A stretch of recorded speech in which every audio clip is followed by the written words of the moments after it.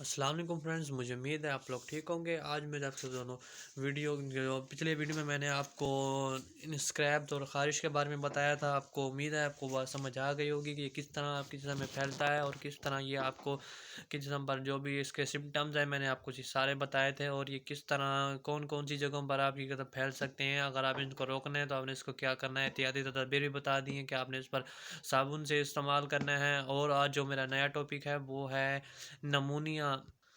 नमूनिया आपको पता है कि ये आपके जो लंग्स हैं ये इस पर इफ़ेक्ट होती है। जब ये इफ़ेक्ट होती है तो आम से जो उसके जो एयर निकलने का रास्ता है और आने जाने का रास्ता है, तो वो वहाँ पर उसको उसकी जगह रास्ते को वो मज़ीद शॉर्ट मतलब कि तंग कर देती है। जब वो उसको तंग करेगी तो उसमें सूजिश आएगी, और वो जब वो अंदर जाएंगे और बाहर आएंगे तो मतलब कि रिफ्लेक्स और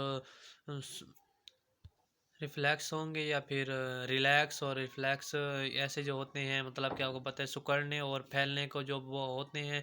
तो वहाँ पर वो जगह गुर्दों की जो नाली वाली जगह वहाँ पे सूजी हो जाती है। अक्सर ये सूजी केमिकल के असरअंदाज होने की वजह से होती है। इसे कंसल्टेशन भी जी वो सांस के जो हवा के रुकने के रास्ता है, तो इसको जब वो इस तरह से बन जाते हैं कि वहाँ पर हवा को ना अंदर मुक्त लो, मतलब कि जब आपको खांसी होती है तो ये आपके सांस में प्रॉब्लम होती है। जब आपको सांस में प्रॉब्लम होगी, आपको ये ब्रीथ लेने में प्रॉब्लम होगी, तो ये आपके जो इस अमल को आपको ये कंसोलिडेशन कहते हैं। कंसोलिडेशन कहते हैं। आपको मैं फिर बता रहा हूँ ये कंसोलिडेशन ये इसकी ये डिफाइन तारीफ है जो मैंने आपको कर दी है। और आपको ये पता है कि ये किस तरह रोनुमा होती है। आपको पता है नमूनिया सबसे पहले आपके ये नोज़ है ना, ये नोज़ के आपके मतलब कि ये सूंघने का जो है ना, ये सबसे पहले आपके ये नीमोकोकस और एसोफेगस मतलब कि जो भी ये खुराकी नाली होती है ना, मतलब फिर भी ये फेफड़ों से जाके हवा तो लेती है। अब आप इसमें सबसे पहले है नीमोकोकस, स्ट्रेप्टोकोकस, स्ट्रेप्टोनमूनिया और सिटेफिलोकस और हिमोकोकस इन्फ्लुएंजा। देगर जरासीमों और मसलन फंजाई और पैरासाइट। फंजाई आपको पता है कि ये पानी में जाने वाला जो भी जानदार पानी में जो वो बीमारियां होती हैं तो फंजाई कहते हैं। पैरासाइट आपको पता है ये एक कीड़े नमा होते हैं, इंसान के जिस्म में भी आ सकते हैं और इंसान के जिस्म के बाहर भी होते हैं। मतलब कि ये जानवरों पर जो असरअंदाज होते हैं। फेफड़ों पर चोट की वजूहात तो आपने ये समझ लिया होगा। अब मैं अब उसके सिम्टम बताऊंगा। इसमें सबसे करके पसलियों के नीचे दर्द, बच्चे का रोना, मतलब कि जब वो आपकी जो पसलियों हैं, मतलब कि जो आपकी ये बोन्स हैं, जो फ्रंट बोन होती हैं, जो आपको पता है ये 12 का जो पेयर होता है, यहाँ पर पेन होने लगता है। दूसरा है बुखार चढ़ जाता है और जगाना जागना मुश्किल हो जाता है। मतलब कि जब बुखार चढ़ता है तो आपको नींद ही नींद आने लगती है, और पहले खुश्क खांसी आती है, बाद में ज़्यादा सब्ज़ी माइल होती है। मतलब कि सबसे पहले तो आपको खुश्क खांसी आएगी, उसका कोई कलर नहीं होगा, वो कलरलेस होगी। मगर जब आहिस्ता-आहिस्ता जब वो खांसी बढ़ती जाएगी तो वो उसमें वो ग्रीन आ जाती है खांसी। सांस की रफ्तार में इजाफा हो जाता है। आपकी जब वो भागेंगे आपकी सांस की रफ्तार में इजाफा हो जाएगा। मतली और केय होती है, भूख की कमी हो जाती है। आपकी जो आपको उल्टी उल्टी आ सकती है, और आपको भूख की कमी भी हो जाती है। नब्ज़ की रफ्तार में इजाफा हो जाता है। आपके जो हार्ट बीट है वो उस पर रफ्तार में इजाफा हो जाता है, और जिल्द सुर्ख और गर्म हो जाती है। आपकी जो जिल्द सुर्ख और गर्म हो जाती है। मतलब कि अगर आप खाना खाएं या फिर इस तरह भी कोई आपको खारिश होने लगे, आपकी जिल्द गर्म हो जाती है या सुर्ख हो जाती है। जिस है बीमारी की शिदत के दौरान जिल्द का नीलगों हो जाना, मतलब कि जिल्द का अम, सिकुड़ जाना ये होता है। बच्चों को बाज़ दफ़ा सर्दी भी लगती है, और जब बच्चों में होती है बच्चों को सर्दी भी लग सकती है। बाज़ दफ़ा थूक के साथ खून आ सकता है, और आपके जो थूक है इसके साथ खून भी आ सकता है। और थकावट और कमज़ोरी, आपको बार बार थकावट होने लगी, कमज़ोरी होने लगी, उजलात और जोड़ों में दर्द, आपके जो इससे आपका ब्लड प्रेशर जो लो हो जाता है। और बच्चों में अगर जब बच्चों चिल्ड्रन की बात करें तो चिल्ड्रन की हार्ट बीट है वो 50 इस जो हार्ट बीट नहीं, ब्रीथ ब्रीथ जो है उसकी ब्रीथ बीट मतलब कि जो उसकी रफ्तार है जो वो 50 से 60 पर मिनट हो जाती है। और सांस लेने के वक्त पसलियों के खरकत से पेट के ऊपर वाला हिस्सा घड़ा सा बढ़ जाता है। मतलब कि वहाँ से आपको जब होगा ना, वहाँ पर आपको खांसी और पेन होने लगेगा। और छोटे बच्चों के थने सांस लेने के दौरान हरकत करते दिखाई जाते हैं। मतलब कि जो आपकी जो वो है ना मतलब कि अगर आप जिस्म को देखें तो आपके जो फ्रंट वाले जो नितने हैं ना, वहाँ पर सांस लेने की जो होती है वो आपको नज़र आ जाती है। और ये दो, अगर एक 2 माह से कम उम्र का बच्चा हो तो उसमें 60 मिनट में ज़्यादा होती है। अगर 2 माह से 12 माह तक का बच्चा हो तो उसमें 50 मरतबा होती है। अगर 1 से 5 साल का बच्चा उसमें 40 मरतबा होती है।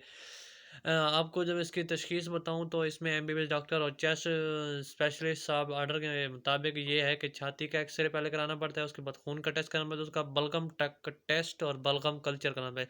छाती के पर सफ़ेद निशान कंसोलिडेशन होता है को ज़ाहिर करते हैं, और ये मुतासरा या फ्लूइड से भरा होता है और गुदत कदर सख्त होता है, वहाँ मौजूद नहीं होता। स्टेथोस्कोप, आप अगर आपको कहते हैं इस बीमारी को स्टेथोस्कोप की वजह से सुनाई देती है, और आप आवाज़ को सुन सकते हैं, और किसी मुनकी में फूंक मारी जाए तो उसकी आवाज़ ने, हाँ, सांस अंदर खींचना बाहर निकालने में मौका भी होता है। इलाज इसका ये है कि सूजिश काम करने के इन्फेक्शन खात्मे के लिए एंटीबायोटिक, मतलब कि वो होती है जो एक मेडिसिन दी जाती है बुखार, ताना और दर्दों के लिए एंटीपायरेटिक मेडिसिन दी जाती है। मरीज़ को स्टीमिंग भाप दी जाती है, और स्टीरॉइड्स का इस्तेमाल किया, मतलब स्टीरॉइड्स वो होते हैं जो इमरजेंसी दवाइयों के लिए, इमरजेंसी जो मेडिसिन होती है उसके लिए काम करते हैं। खांसी के लिए एक्सपोटोरेंट सिरप दिए जाते हैं। शदीद हालत में आईवी लाइन मेंटेन की जाती है। शदीद, आपको पता है आई मीन आईवी लाइन, आपको पता है कि उसका क्या काम होता है, उसको ड्रिप लगाते हैं जो, ये इस तरह का उसका काम होता है। एंटीबायोटिक शरबत एम अब आप उसको मैं ये बताऊंगा, शरबत एंटीबायोटिक में शरबत एम्पीफ्लॉक्स, अगर आपको ये इसमें लेना चाहते हो 3 से 4 मरतबा ले सकते हैं। शरबत पेनिसिटीन, ये 4 दफ़ा लेते हैं। शरबत सिप्ट्रान, ये आपने नाम अच्छा सुना होगा, ये सुबह शाम, ये एक एक डोज जो आप इसको दे सकते हैं। शरबत अमोक्सल 3 बार रोज़ाना, मतलब कि दिन में 3 टाइम, 3 टाइम इन डेली। शरबत वेल्फ सेफ 3 बार रोज़ाना। शरबत एरिब्रान, और आपको इसका ये बताऊं कि इसमें अब शरबत क्लोरोम फिनिकॉल 3 बार रोज़ाना। गोली बैक्ट्रम फोर्ट सुबह शाम कैप्सूल। पेंस्ट 4 मरतबा कैप्सूल। एम्पीफ्लॉक्स 3 से 4 मरतबा कैप्सूल। अमोक्सल 3 से 3 बार रोज़ाना। गोली ऑगमेंटेन कैप्सूल। वेलोसेफ 3 बार रोज़ाना। टीका सिप्ट्रान सुबह शाम। टीका पेंट्रीन 4 मरतबा रोज़ाना। टीका एम्पी क्लॉक्स। टीका वेलसेफ 3 मरतबा। बुखार और दर्द, इसके बाद जो मैं आपको बता रहा हूँ वो है बुखार और दर्दों के लिए जो आपको मेडिसिन मैं आपको सजेशन कर रहा हूँ, उसमें तो सबसे पहले आपको यह पता है, आपको सबको ये कॉमन है बुखार के लिए, पैरासीटामोल 120 mg। या अगर आप शरबत में लेंगे तो 5 ml का होगा, अगर आप उसमें लेंगे टैबलेट में लेंगे तो 120 mg का। शरबत नीम्स 5 ml 120 mg। शरबत बोरोफिन 100 mg और 5 ml। और गोली टैबलेट्स है, गोली जिसे आप कहते हैं पोंस्टान, वो 500 mg होगी। गोली एम्पेरिन कंपाउंड, और गोली बोरोफिन टैबलेट्स जिसे आप कहते हैं 2 से 400 mg होता है। गोली पैरासीटामोल 500 mg। टीका प्रोवास 500 mg। टीका प्रोवास 300 mg। वायर टीका ट्रम्ड 300 mg। और टीका फाल्गॉन 300 mg वायल। कोई एक मेडिसिन बुखार तानों के दादे कैफियत करने के लिए एक जगह बताइए, ये से इनमें से कोई भी करेगा, और या फिर 3 से दिन में, अगर आप शराब पीते तो 3 से 4 मरतबा रोजाना पिए, गोली खाते तो एक टाइम। मेडिसिन बताऊं, ये टीका सोलो कार्टिफ 5 mg का होता है, और टीका डिकाड्रान, टीका डेक्सामेथासोन, और टीका हार्ड कॉर्टिसोन। जी मैंने ये आपको इसकी टैबलेट्स भी बता दी है, इसकी ये शरबत, मतलब कि जो भी था आपको सिरप भी बता दी है, और इसका स्टीरॉइड्स जो होता है इमरजेंसी वर्क का वो भी बता दिया। मगर इसको मैं अगर आपको एक आसान अल्फाज में बहुत समझाऊं तो इसमें सबसे, आपने अगर मरीज़ को स्टीम, मतलब कि भाप दे सकते हैं तो उससे ये ज़्यादा फ़ायदा होगा। और अगर ये अमूमन बीमारी है, ये नमूनिया सर्दियों में होता है, ज़्यादा होता है, और अगर आप इससे बचना चाहते हैं तो आप अपने मरीज़ को स्टीमिंग दें, उसको सर्दी में ना बाहर जाने दें। और अगर बच्चे हैं और मुंह, अपने माउथ, मतलब नोज़ और हैंड, ये फोरहेड को, सर को, मतलब कि ये माथे को कहते हैं, मतलब का सर को अगर आप उसके ढांप रखें वो रात को सर्दी से बच सकता है। और इसके बचाव के लिए सबसे पहले तो आप ये है, अगर अब आपने इससे बचना है तो अगर आप अपने जिस्म को पहले ढाँप करें, दूसरा है कि देखिए इसके लिए वैक्सीन लगाई जाए और एहतियाती तदाबीर में बचाव के लिए आप इसमें दूध कावा भी पी सकते हैं। एहतियाती तदाबीर आपको भी समझ आ गई, मैंने बता दिया है इसके अंदर।